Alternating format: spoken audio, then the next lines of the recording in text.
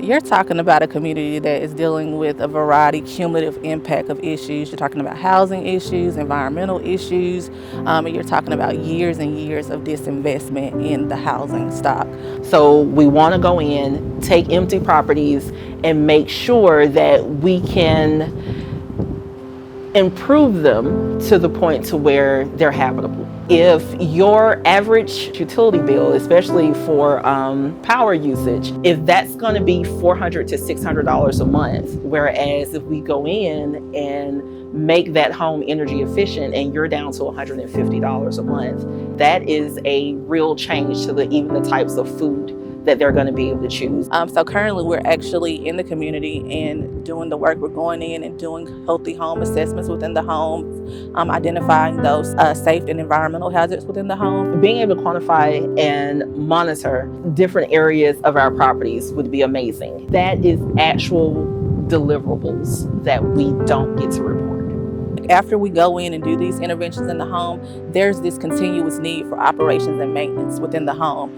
We are right now prototyping a system that we can put into a home before we weatherize it. Because we understand the mathematical relationship between the factors that make up an HVAC bill, all we need is a smart thermostat and a few data points to extrapolate all of the variables that are affecting that in real time.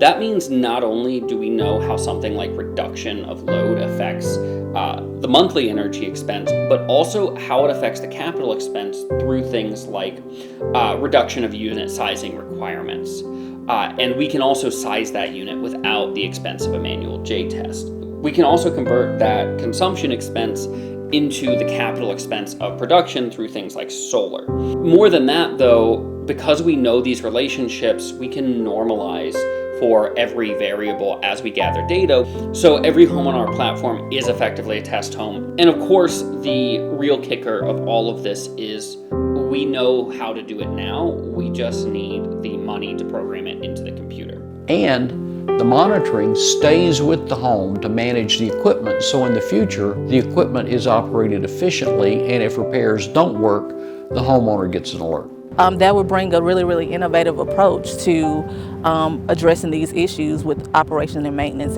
continually over the long term. That's really exciting to me as just in leadership, because we honestly don't know what we don't know. And to have technology that's going to give us a better idea of some of the things that we're missing, that's going to allow us to make more informed decisions on where we build, how we build.